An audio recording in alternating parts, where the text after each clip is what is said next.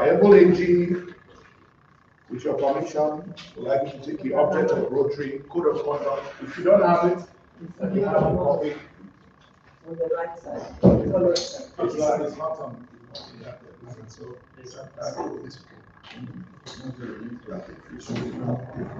yes. Our President, IB,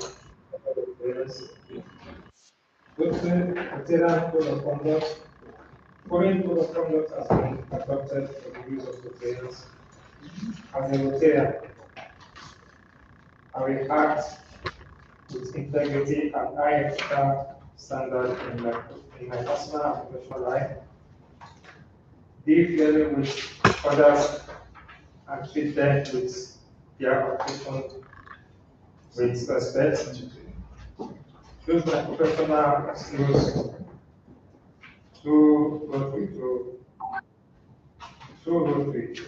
to mentor young people, help those with special needs, and improve people's quality of life in my community and our world.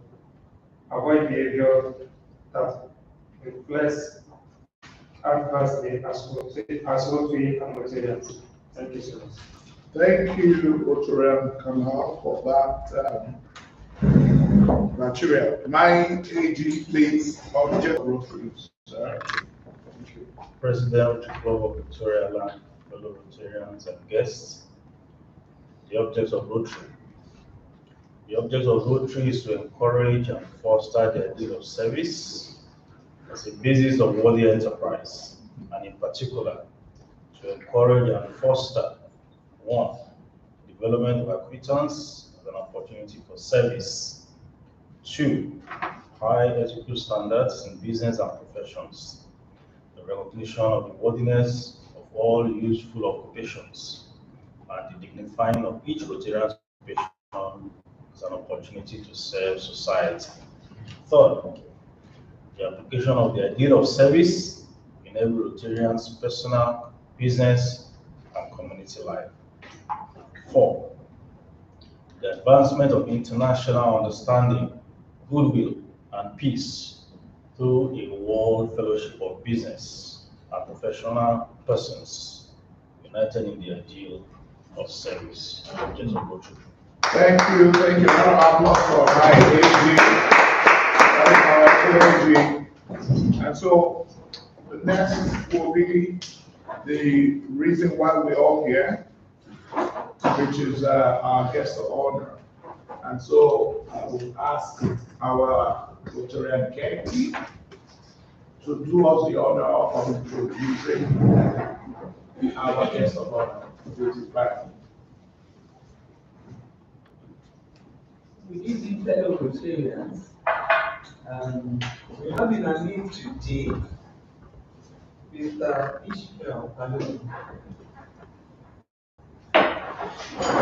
Mr. Ishmael Balogun is the president of the Nigerian Indonesian Industry, NITTI,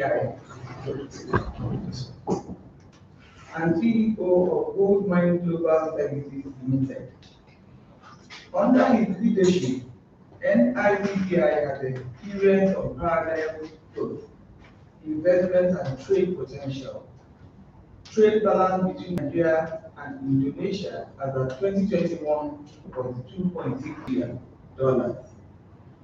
In 2022, the Nigerian-Indonesian Investment and Trade Forum, an initiative spearheaded by Mr. Ishmael Balogun, was inaugurated. This annual forum aims to and has succeeded in attracting foreign investments into Nigeria. This initiative has propelled the trade balances to $4.7 billion, with projections for 2023 to hit $6 billion. NITT's objectives include expanding Nigeria-Indonesia bilateral trade relations, creating substantial added value for its members, patrons, and business community.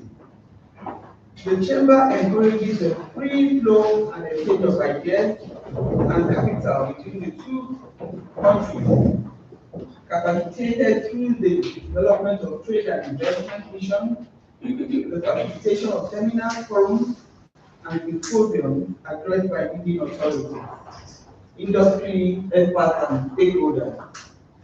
It is commendable to know that Nigeria is Indonesia's #1 trading partner in Africa. NIPC in Africa, a serial entrepreneur, visionary businessman, and award-winning idea generator, Mr. Ishmael Balogun founded Goldmine Global Group of Companies in 2005 for the establishment of small, medium, and large-scale industrial development in Nigeria. Till date, over 120 industries have been established across the 6 geopolitical zones in Nigeria. He is a USAID/NERD business development service provider and consultant for the United Kingdom Trade and Investment UKTI in Nigeria. In his personal life, Mr. Balogun values impacting the community and empowering them regardless of sex and religious affiliation. As a dedicated facilitator, he serves as a director and trustee on the board of the Africa Asia Scholars Global Network, AASGON, and an international fellow of the SAIART, SAIART Institute. He is also on the board of Nigeria Indian Business Council, NIBC. He has shared several Africa, NTA, Arise, Channel TV, TVC, to mention a few. Mr. Ishmael Balogun, you're welcome. Thank you.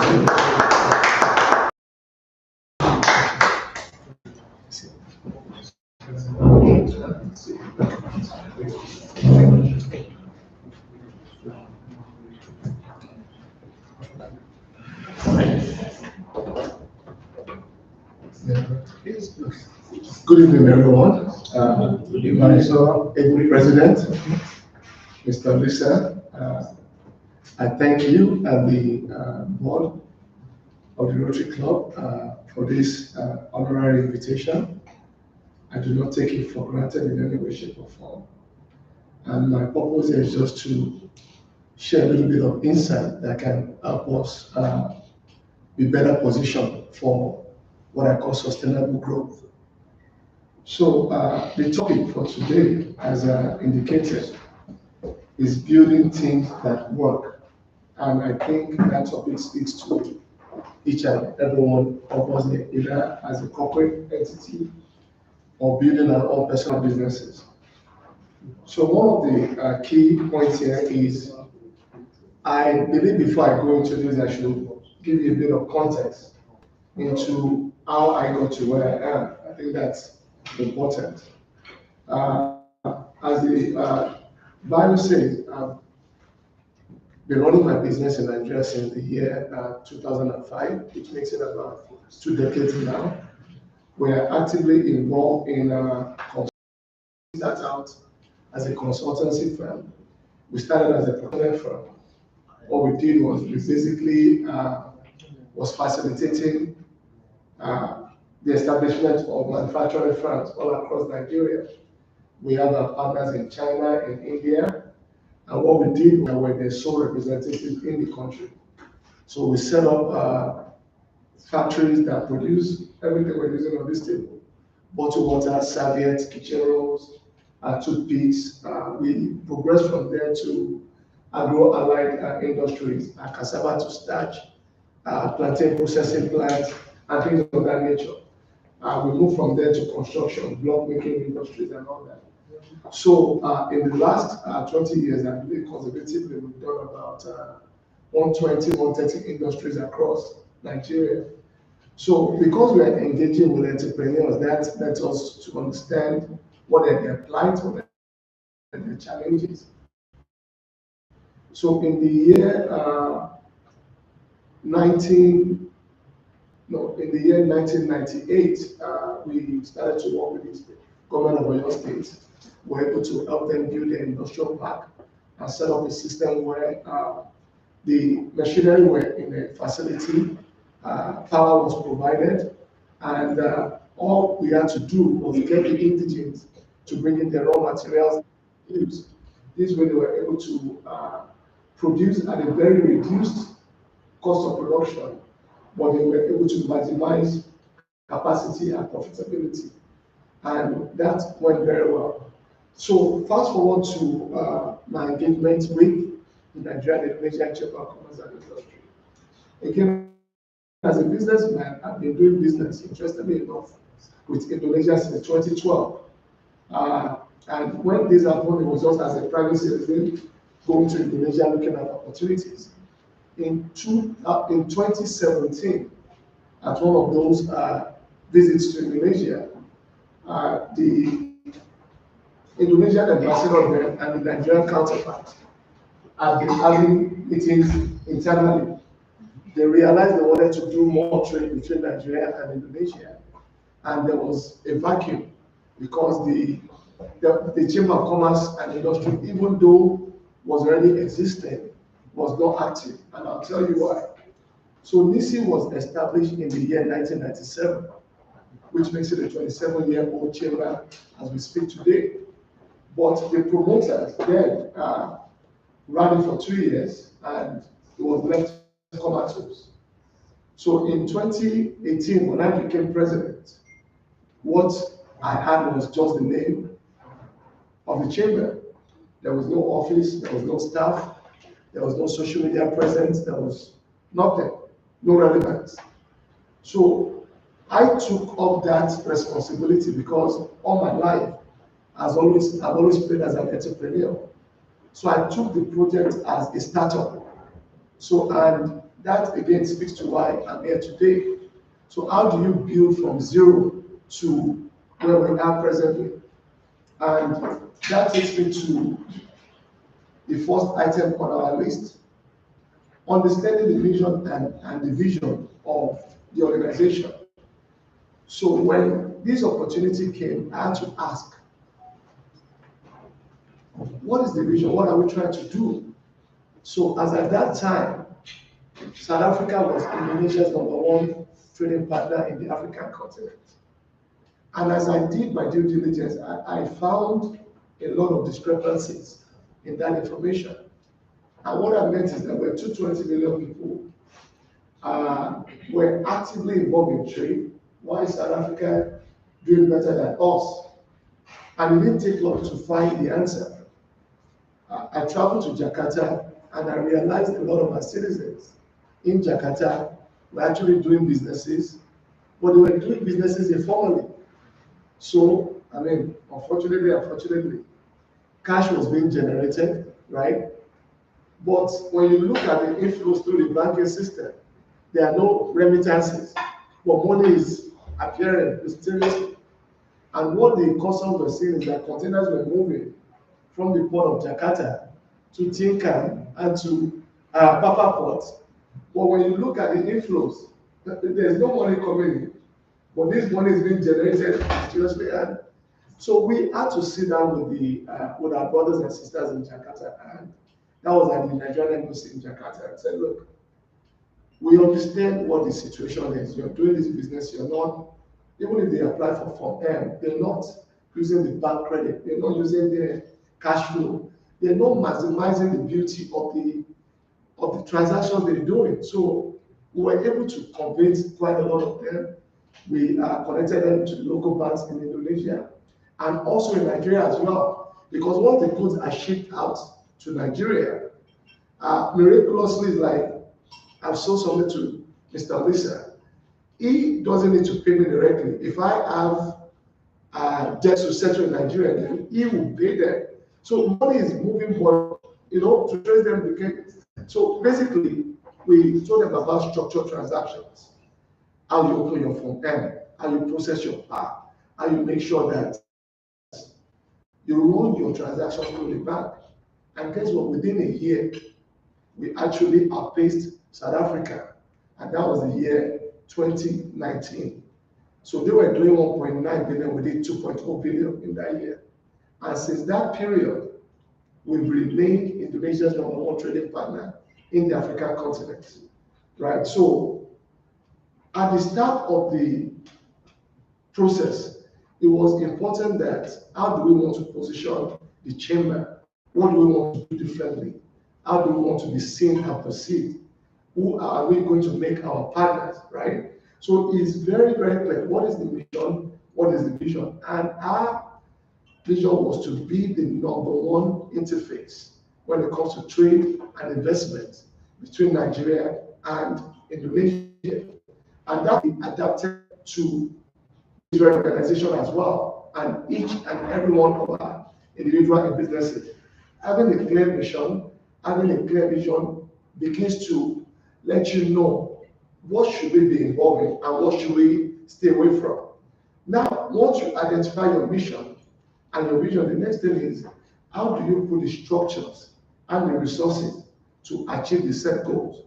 Again, coming from our case, it became clear that in order to be a respected chamber of commerce and industry, we needed to have a very strong and definitive board. So our chairman till today is the former deputy governor of Lagos State, Otumba Femi Pedro.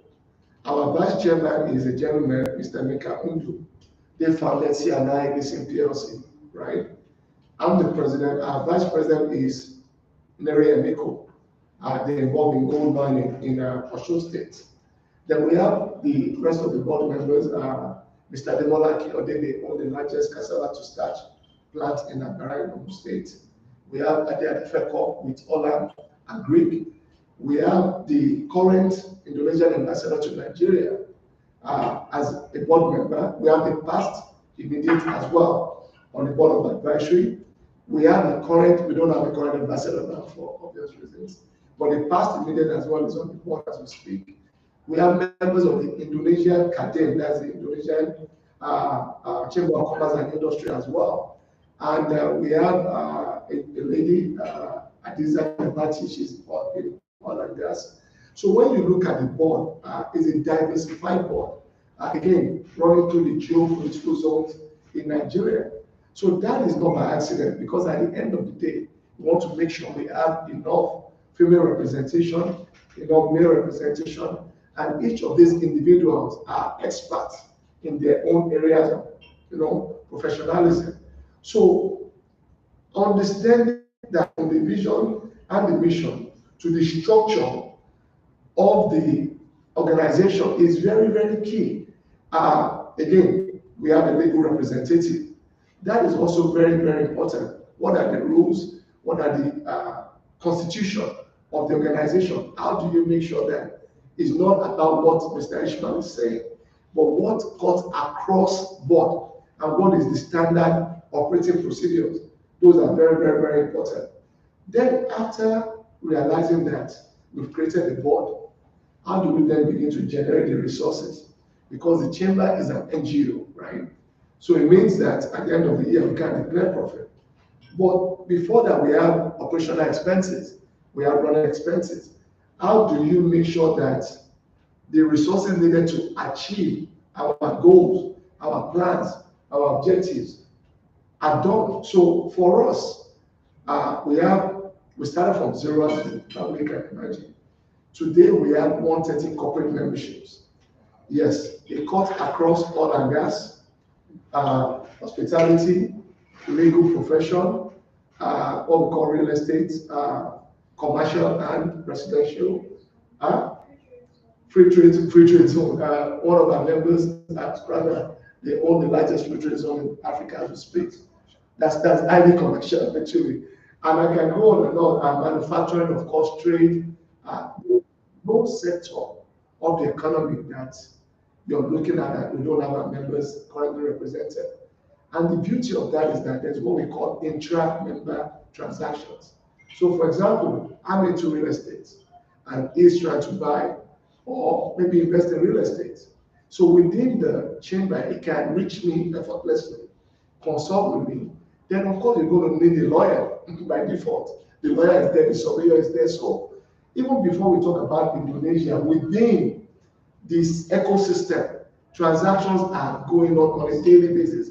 We have people in logistics, so if you're bringing your goods from Canada, from America, it doesn't matter. They're right there next to you. So that has really helped in the sustainability of the chamber. So again, from the subscription, when the members join the chamber, to their annual renewals, to events we do on a yearly basis, quarterly meetings, we raise funds, and those funds is what we use to actually sustain the chamber even as we speak today. Now, attracting human capital to actualize the mission and the vision of the organization, and building a formidable board of directors and management team. So again, I started with the mission and the vision. Now, identifying the structures, that's why I talked about the board and the resources. And resources coming is internally generated. Now, attracting the human capital. It is very important that in order to achieve all these great ideas that you have, you need humans to get them done. So that means you're hiring right. In some cases, you're dealing with an HR firm that's able to help you source or outsource the right candidate for the job. For example, in some chambers, they hired an external DG that run the affairs of the chamber while the president does a supervisory role. They find that more than they do that. So every organization must be able to define how do we attract the right kind of individuals that can help us achieve these goals that we have. So from your, of course, your president to your chairman to the receptionist, every single person is vital. Why? If the receptionist is late to the office, things go to the left. If something is missing and you don't have the proper accounting system, things go to the left. So I believe that it's better to take your time, do your due diligence, hire right, and have the right thing, right? At the end of the day, no one is perfect, right? Have the right thing, train them appropriately, and once they are ingrained in the system, it's easy for them to be cohesion. And once there's cohesion, you start to look at sustainability, which means there's a standard operating system. Either you're physically there or not, there's a way we do business, right? And that is very crucial. Now, moving a bit forward, we have to talk about the roles and responsibilities. And in most organizations, either you like it or not, people might find that a bit maybe unclear, or they choose to not understand. But I think as any organization, it's very important that the roles and responsibilities are clearly defined. So on hiring a new staff, on bringing them on board, on having them join your team, they must understand clearly what are my roles, what are my deliverables in joining this organization, what is expected of me, what are the do's and what are the don'ts of this organization. And at times, in the bid of trying to fill in the gap of the missing staff, I think we're all guilty of this, where you do the interview, but the staff has not been properly trained, and then you bring it into a system. And once you bring them into a system, you realize that they are not quite collaborating with the established code of conduct. And the truth of the matter is that they've not been duly trained. So I believe it's very essential that people go through the right processes, get them trained, and then slowly but surely integrate them into the bigger picture. I think that is a much more practicable approach. Now, actions and consequences. This is also very relevant. I mean, if you look at Nigeria and you look at even our traffic rules, the reason why we tend to flout them so easily is that you can do these things and there's no consequences. That's just the pure truth. You can decide to write a check, and the end of the story is that it doesn't clear. There's quite no consequences. But when you look at a place like the UAE and you write a done check, not only do you get arrested, while you're in jail, you have to pay that money plus interest before you get out of that jail. So you have to look at it, I mean, weigh the options, okay? I write this bank check, these are the consequences.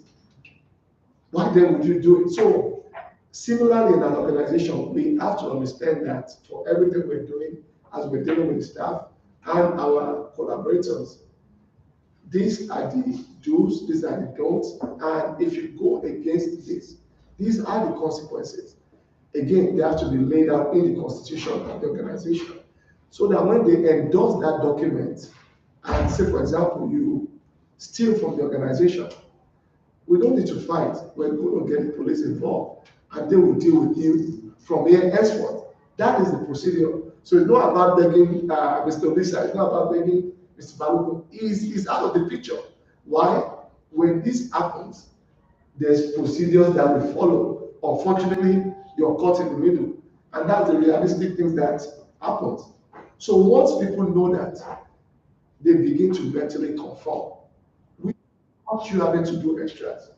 Now, building a sustainable organization.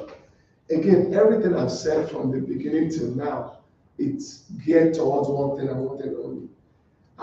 We want to build a sustainable organization. We want an organization that outlives us, either in private business or you're the 44th president of the Rotary. I think that deserves a round of applause, because that shows you that there are systems in place that knows that, look, he's still for 3 years. And there's a vice president. Oh, okay. Okay, exactly.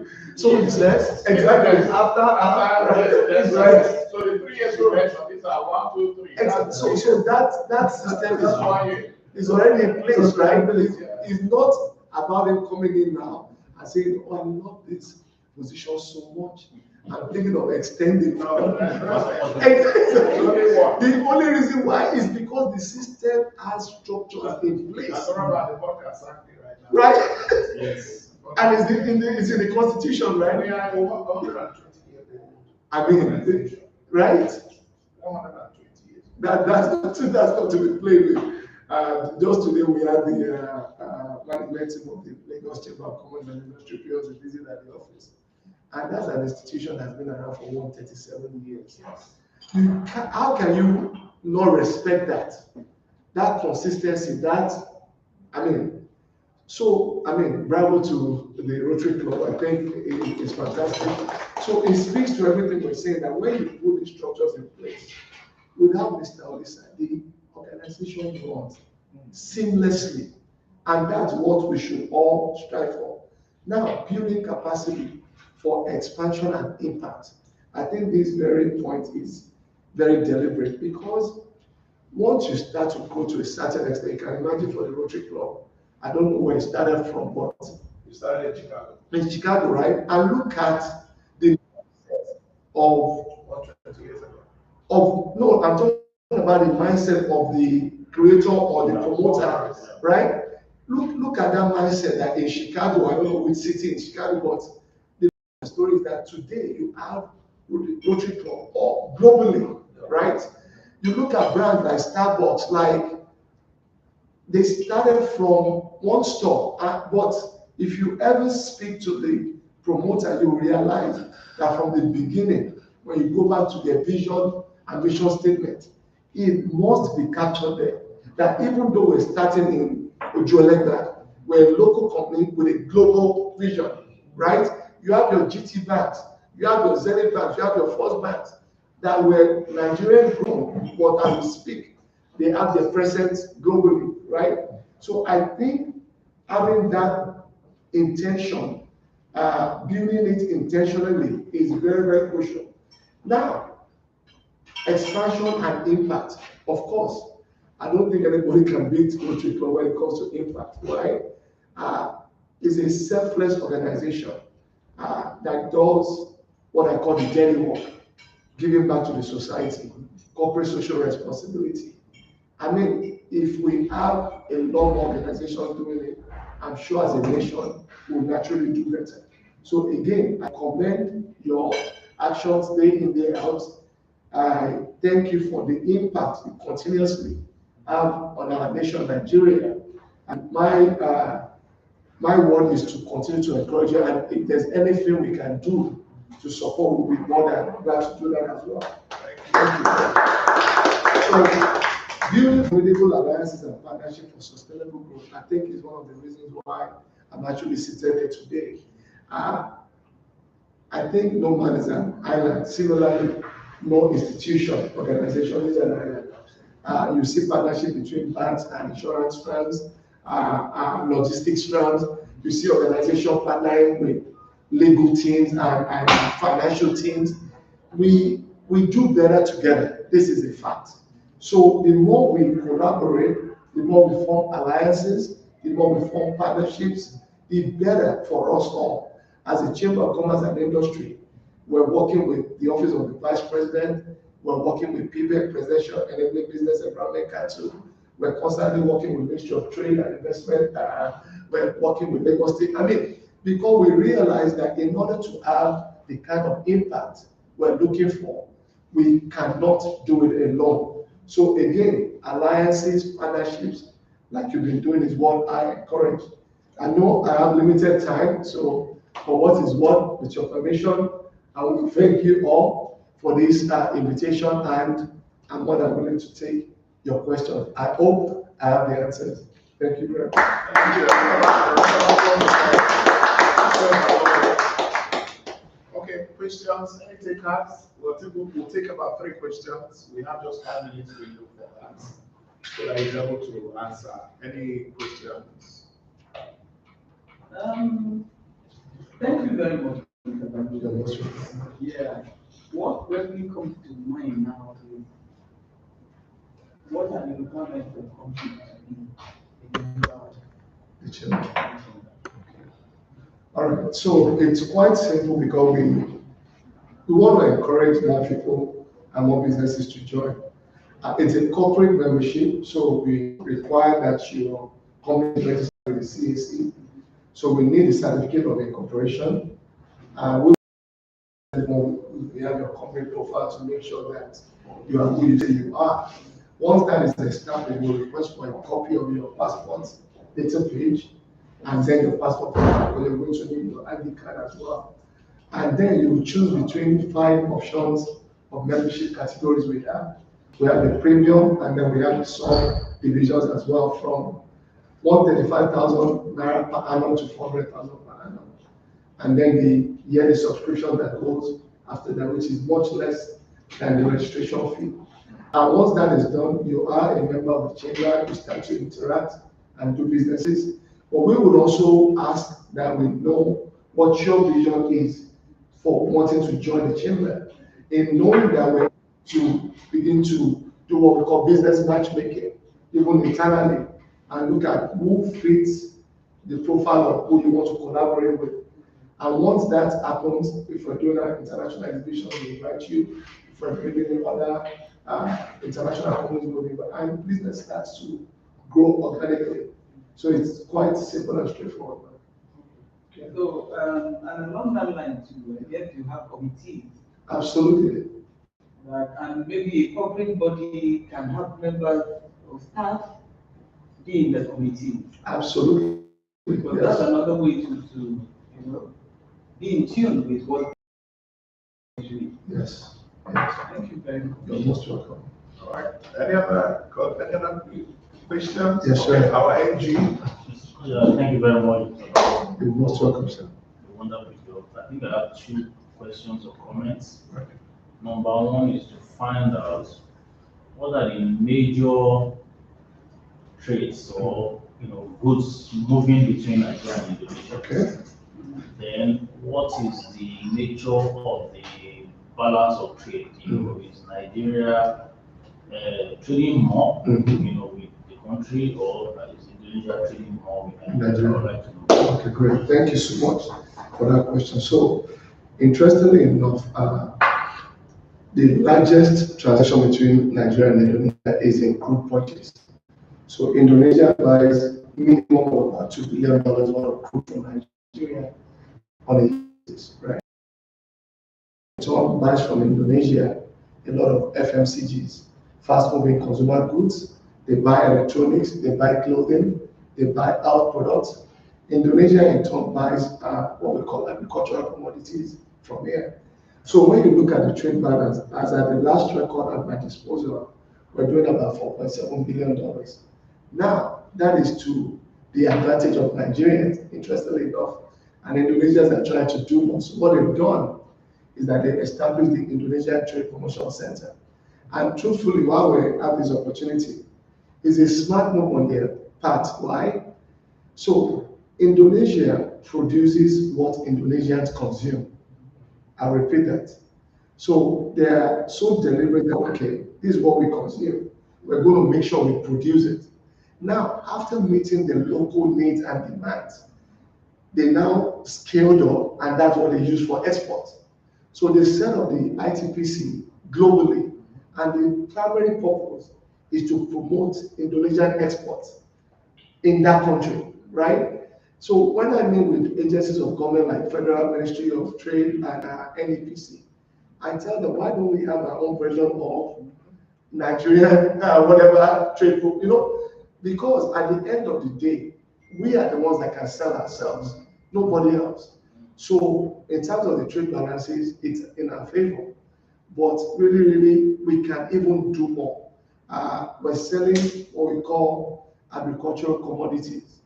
But the same thing we're selling now, if we produce the value chain, we're better off cocoa. While we're selling the cocoa seeds, you can produce chocolate and actually sell the finished goods. Oil palm, 1965 Indonesians were here in this country.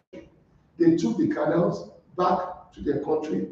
This very day, they're the number one exporter of palm oil globally. I repeat, globally. Interestingly, Nigeria is one of the top importers. So we're trying to reverse all these trends. We're talking to them, come back to Nigeria, establish your plants here, produce here, add the value chain, and let's begin to do better business. Thank you, sir. All right. I guess we've taken all of that. So my own question is, you told us, it's not a question, it's actually a comment. You've told us what it takes to join the Nigerian Indonesian Chamber of Commerce. Let me tell you what it takes to join. Okay, I was waiting for that. It's not, all we ask is that you're employed. Okay. Right, either in the private sector or in the government sector. And then you're able to, you love to do humanitarian services, right, all over the world, right? And you can start with your local community. And when you've attended about 3 meetings, like you have been here as a guest, we will induct you. You are willing to pay dues. Dues are, I'm not dues are 300,000. But the key is to be able to, make sure we serve the community in any which way. So using, for example, your platform, all the organizations that are there, they have their CSR. And we wouldn't mind if it's 1% of that CSR, pooled, because they are, most of them are, as I know, they are located on the island. So we can pull just 1% targeted to the activities that we are doing to give back to the society. We will appreciate that. So that's just going to be one of the collaborations that we can look at. And guess what?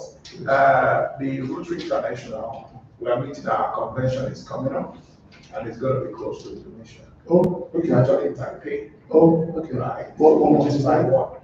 It's June 2026. Yes, 2026. Okay.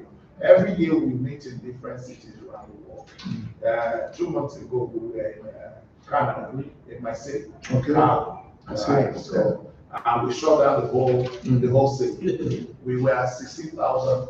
Whoa. Yeah, 16,000. That landed cargo. Whoa. Right. Because that's the way we play. Because we have a 1.2 million membership. And Rotary is the only organization that has a permanent seat in the United Nations General Assembly. So the brand is, self-restriction, and it's important that we, look at how much we can collaborate with Nigerians. What's his name? Bill Gates. In view of that, under the polio eradication program, Bill Gates said, okay, as of today, we have about 3 billion And Bill Gates said, okay, for every $1 that you can generate, we'll give you 2. So these are some of the corporations. Yes, and with that, we've been able to kick out polio in several countries, and we are still getting there. We are not there yet. Okay, so thank you, sir. Samuel. Yes, thank you very much. So, Thank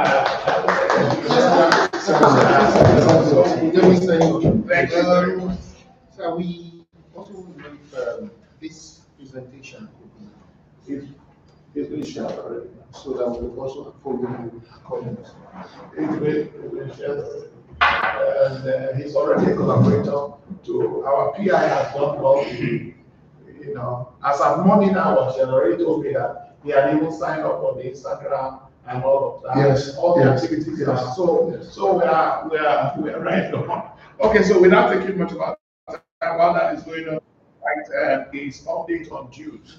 Unfortunately, our treasurer is not on set, but like we all stated, please, the needful needs to be done. Let's pay our dues so that we can maximize and pay the district dues as well as our Rotary International dues before the end of this week. We would have actually have done that before today, like I promised in the last meeting, but unfortunately we had some banking issues in terms of transfers of signatures. There were issues with the board resolutions, but I believe from the information I got, our able secretary has been able to resolve that today. Okay, so but has the banking officer gotten the document? Yes. Or they will get it by tomorrow? They've gotten the soft copy. They've gotten the soft copy, but the physical copy will be. So by hopefully before the end of business tomorrow, it will be actualized, and then we can be able to remit our dues to RI and district. Okay, so that we can qualify for the Excellence Award. Yeah, some of I believe you saw the post concerning that, right? You know, Rotary International. You know, those that are performing, every club that performs the carry on seat system of supply. You know, so please let us be sure that we are there. On that matter, could our Able Secretary take the next item, which is DISCOM? Tell us more about what the issues are. You don't have the agenda. Mr. President, yes, please. Fellow Rotarians, guests and friends, my assistant district governor, the presence. I give well, fellow Rotarians, as a this week, Tuesday, some people actually said they would prefer a bigger room instead of the regular room, because what we have that we have shared, either at what's it called, a conference, parking by Radisson or Green Legacy, they are standard rooms. But some people have actually came up to say that they would prefer the suites and they want us to give them up. So we've discussed with the district governor, and he has actually asked us to go back to the flagship hotels and get the cost. So the district and know about this. Secondly, we also want to let you know that there are other hotels, like my president opined last time. That does not be among those people looking for the flagship hotels. The flagship hotels for 3 nights probably be spending close to 350 to 400,000 naira. As the chairman of the accommodation committee, I will still tell you that there are hotels that are also good. You didn't tell us you're not the chairman. Why are we complaining? That means that we are done now, right? My president, just book us some rooms. Let's signify how many people want to go. Let's have our rooms done. You are the chairman. yes. So we are good. Then further to that, the family of Rotary, I'm sure you all know family of Rotary. Yes. We meet in December every year. Now, the family of Rotary, we had a meeting at the district last week, and we are considering moving to Island here. Not Ikeja. Not Ikeja anymore. So we want to put something along I land here before Aja, the header axis. Okay. Okay. So it's not a chip. No, sir. Not budget, sir. Not budget, sir. So we want a place. We want a place where it will be close to the beach, where you can also go to the beach, come back, and all that. And we're also discussing with the man that just got married now, Shoma's husband, to appear for the night, to appear for the night. Okay. Because we have somebody who knows him, who is also a Rotarian. Yes. So we are also going That's for us, the Gen Z. Yes, and it's not for you, that's for us. If I were, why you have it? So let's speak as Sorry, I need to know, sir. It was a reflex action.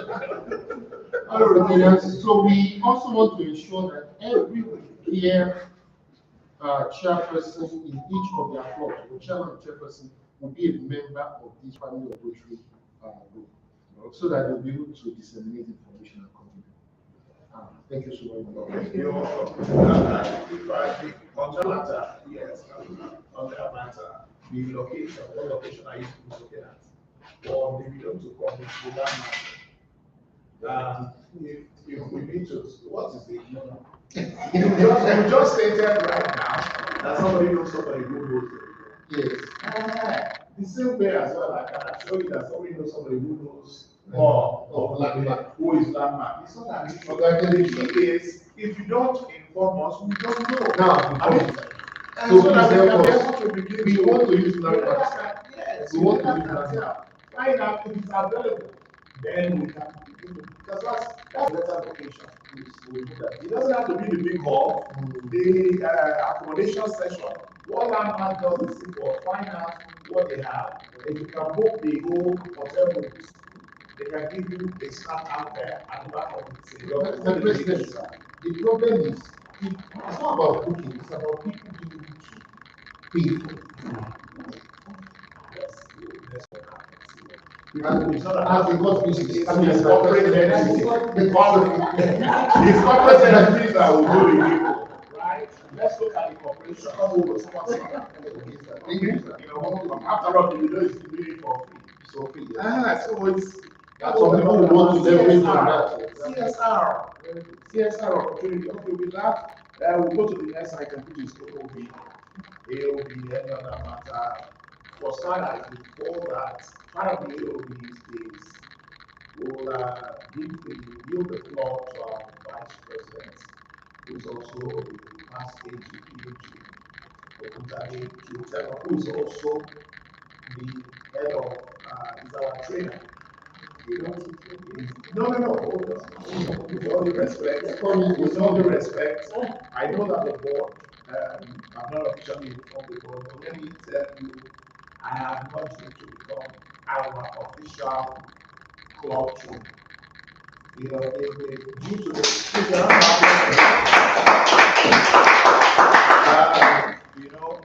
your able president has just finished his party. Based on that, we are lucky. We need to have an official club. And who else can we take than this district trainer who is in our club? How can you be looking for something in Sokoto? Then what you're looking for is a personal issue. So without please our VP, let's give him the floor. Let him tell us more about the club. Because if my brain starts me correct, next month is zone A, zone 1 and 2. Yes. And we are members of that zone. Yes. On the 18th or so. But we cannot partake of it until we have paid our RI dues and history dues. I believe, sir. Am I correct? So please, it's important that maybe you will show more. Okay, thank you, my president. Your president, supervising AG, our guest speaker, fellow Rotarians, guest, Sunday Peter, the chair of multi-club learning seminar committee. It's a seminar that is an interclub seminar where clubs come together to network and learn. Actually, we have changed the nomenclature now from club trainer to club learning facilitator. Because you know that when you learn, it's more of an interactive session where when you gather adults together, they bring in their various experiences. So that's what we do in area. But here I'm talking about multi-club seminar committee, and our able secretary is also here with me. That's the Kamal Wahab of the Rotary Club of Baghdad. The club is causing wahala. The Bafana Bayana of the district. This year they say they are out to retain. My age is up. Baghdad said they are out to retain. Will Lagos allow that this year? They are only giving us a day. Okay, so we have 6 zones. We have 6 zones, and for zones 1 and 2, the seminar will be coming up at Doan College on the 18th of September. On Thursday, the Doan College is Lekki 18th of September at 10 a.m. on Thursday. We are expecting the president, membership chair, project chair, foundation chair, any other member that is club didn't speak. So we expect 5 participants per club. If you want to bring in more than 5, you have to pay an additional fee of 20,000 per participant. If you are more than 5. But if you are just 5, once you pay your district dues, you are covered for those 5 participants. So I'm the chair, and as my club, I'm expecting a lot of support from the club and from individual members. So we'll be coming to you to seek your support for this committee so that we will have a good session. Dr. Jibuna will be there. Certainly. We are shaking your head. I know you're a busy person, but you can. Who?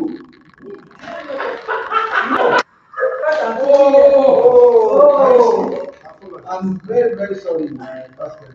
He's also a member of that committee. I'm very sorry. I'm very, very sorry. So you can see that we have 2 club members. So they need to fill us. No, they must fill us. The district has to fill us. And Global Radio will be there. Live. On all the shows. So, but my president, one thing that is happening is why our president is But you just say that he's not Eritrean. You were asking me. Oh, okay, I was out Yeah. He just asked he has all the years of the rotation. Don't worry. So that's the information from the district. Also, my president, the membership seminar will be coming up next week. That's the good day on the 21st. And we also need to be there for that seminar so that the district can start seeing that. Thank you, sir, for your opportunity. We should also mention about that outstanding personality award. Okay, the MOP, yes, that's the support. That's the support and give an award. So I'll see the president after the meeting so that and individual members. The secretary said he is expecting 5 MOPs from this place. Wow. So MOP is a multi-club outstanding person. We'll discuss. You can collaborate and the club can do more. Okay, thank you, my MOVP. We heard what you have to say. Time is running, 7 minutes. I can assure you I got your memo, and I can assure you that on my personal stand, I'm already working on MOP. It's not easy that our club, has the chairman and one of the members, and then of course by nature of this street activity, we have members in that, and we must represent, and they must feel us. So this year, next year, the next 3 years, they must do what? And then you can imagine with the powerful age that we have, they must feel us by fire, by force. So thank you very much. The next thing, that's actually to our able victory again. I had asked for a toast. You know, you do the toast.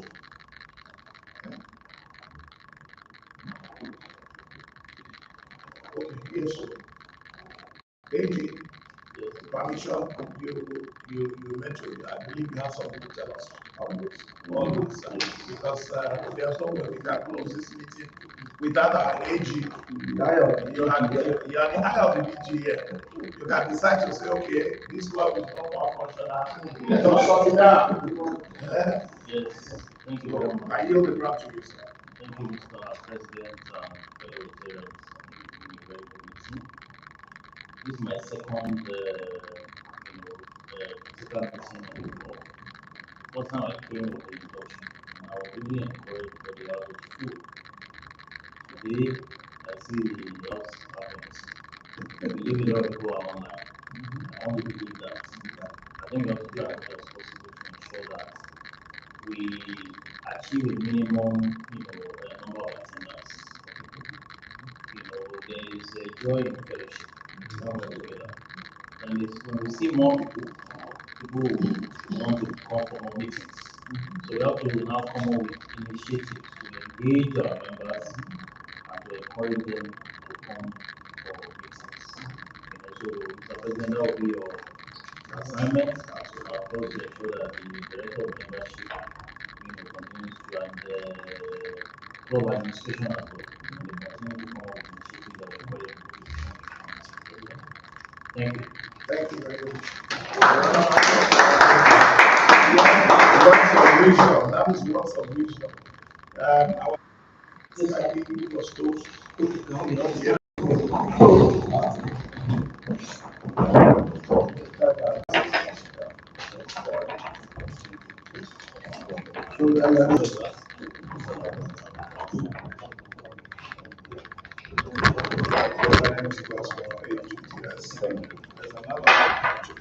Okay, so let us toast the Rotary Club of Bagada. Rotary Great Grandfather's Club, the Rotary Club of Lagos. Lagosians. The Rotary Club of Victoria Island. Let us toast to this organization, the only organization that has observer status at the United Nations, that has brought us together, that has been doing good for the past 120 years in the world. Rotary International. Rotary World. So, let's go ahead.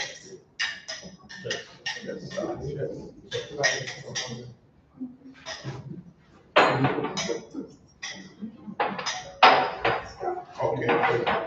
Yes, while we're starting, please, let's take the national anthem.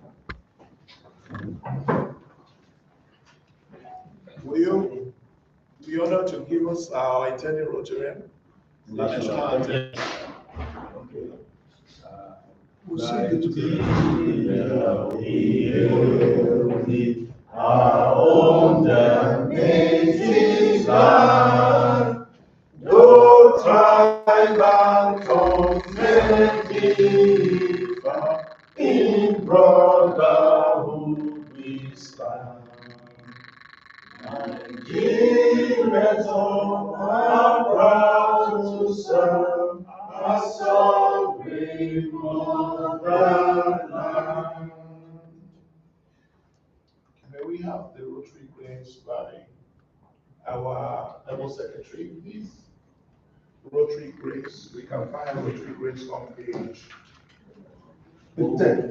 Lord, giver of all, we praise thee for our daily food.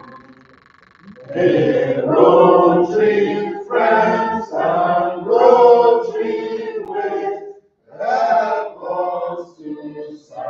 been all our days.